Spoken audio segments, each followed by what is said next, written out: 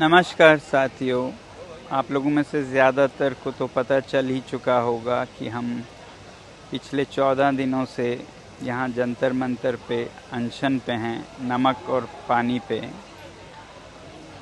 जो नीट की परीक्षाओं में 20 बच्चों ने आत्महत्याएं की हैं, या शिक्षा प्रणाली में सुधार की जो ज़रूरत है उसके लिए सब सरकार से जवाबदेही मांगने के लिए, या फिर पर्वतों और नदियों को बचाने के लिए।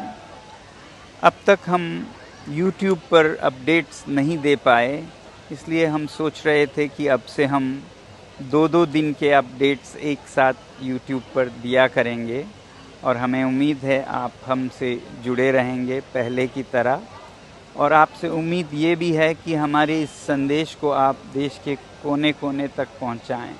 आप चाहे कश्मीर से हों या कन्याकुमारी से, कांग्रेस से ताल्लुक़ रखते हों या बीजेपी से, शिक्षा में तो आपके बच्चे भी होंगे ही, उन पर भी ये सब बीतती होगी या बीतेगा।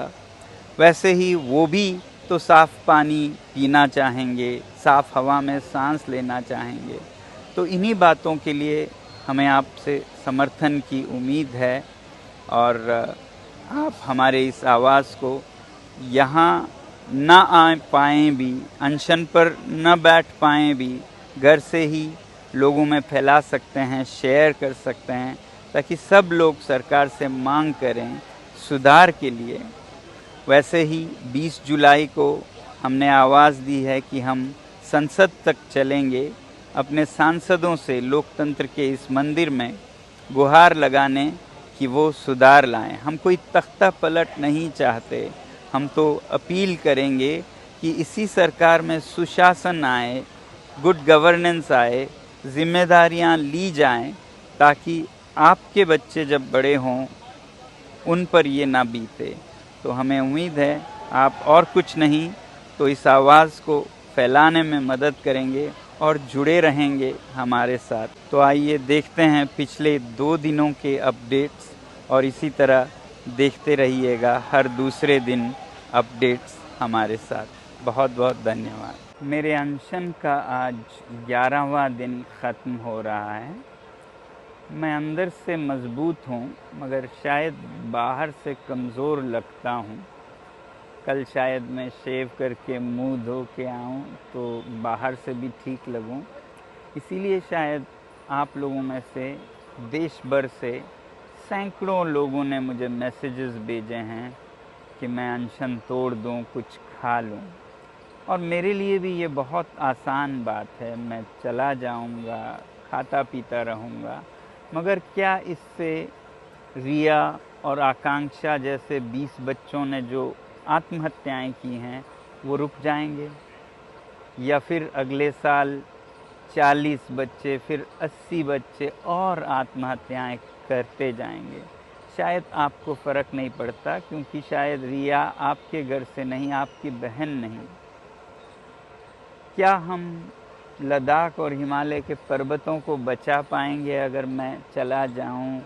नदियों को बचा पाएंगे? फ़िलहाल तो मैं ये कह सकता हूं कि अगले 10-12 दिन मेरे सेहत को कोई फ़र्क नहीं पड़ने वाला है, मैं डटा रह सकता हूं। उसके बाद मेरे सेहत बिगड़ती जा सकती है।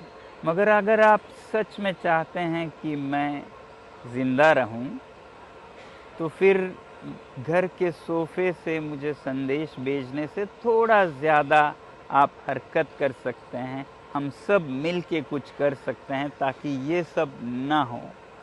और उसके लिए मैं ये सोच रहा हूँ कि सबसे सही जगह है हमारे भारत का संसद, जहाँ पर निर्णय लिए जाते हैं, बहस होते हैं, नीतियाँ बनती हैं। तो क्या आप तैयार हैं अगर मैं कहूं कि 20 जुलाई को जब संसद का मॉनसून सत्र शुरू होता है, तो मेरे साथ आप लोग भी जंतर मंतर से संसद तक एक शांतिपूर्ण मार्च करें? अगर ऐसा कर सकते हैं तो बहुत कुछ बदल सकता है। इसके लिए आपको दिल्ली आना होगा और मेरे साथ इस शांतिपूर्ण मार्च में जुड़ना होगा। नीचे कमेंट्स में या फिर जो लिंक दिया है उसमें कहिएगा, मैं तैयार हूँ। तो मुझे विश्वास होगा कि हमारा देश भी बचेगा और मेरी जान भी। जय हिंद। आज मैं शायद थोड़ा बेहतर दिख रहा हूँ, हालांकि आज मेरे अनशन का 12वां दिन है। दोस्तों, मैंने कहा था कि हम 20 जुलाई को जब संसद का सत्र शुरू होगा मार्च करेंगे संसद तक। तो बहुत से लोगों ने बोला है कि वो आएंगे। कुछ ने पूछा है क्या ये मुमकिन है। इससे पहले मैं आप लोगों को ये बताऊं कि 2 हफ्ते पहले मैं स्विट्जरलैंड में था, जैसा कि आपको पता है, और वहाँ बर्न, जो कि स्विट्जरलैंड की राजधानी है, वहाँ पर आरा नदी में बोटिंग करने के बाद नदी के सामने ही मैं ऊपर एक मार्केट प्लेस में आया और ये देखिए तस्वीर जहाँ मैं खड़ा हूँ।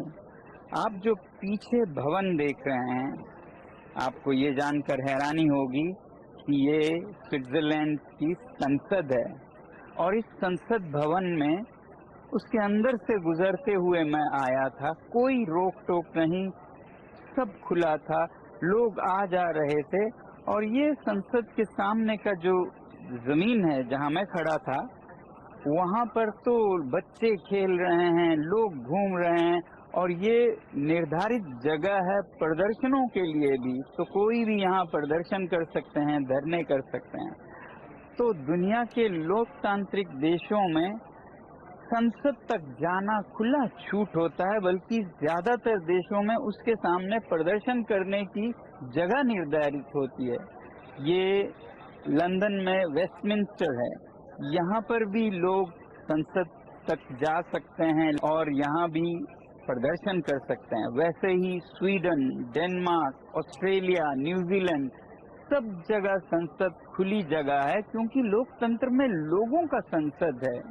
तो दुनिया के लोकतंत्रों की माँ यहाँ नई दिल्ली में कैसे न संभव हो।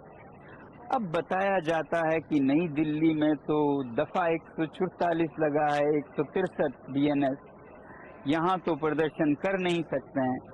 और हमारा संविधान हमें अधिकार देता है अनुच्छेद 19 में कि हम शांतिपूर्ण प्रदर्शन कर सकते हैं। तो ऐसा दफा लगाना राजधानी में और लगाए रखना स्थायी रूप में, ये अपने आप में संवैधानिक नहीं है।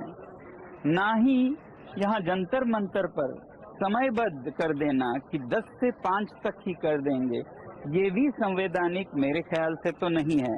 इसलिए मैं विनती करना चाहूँगा इस देश के न्यायविज्ञों से कि वो पुनर्निरीक्षण करे क्या ये सही है।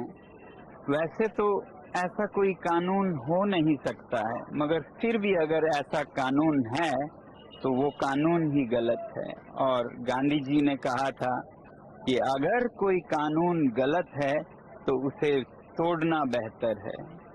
आज बस इतना ही कहूँगा। याद रखिएगा 20 जुलाई। जय हिंद।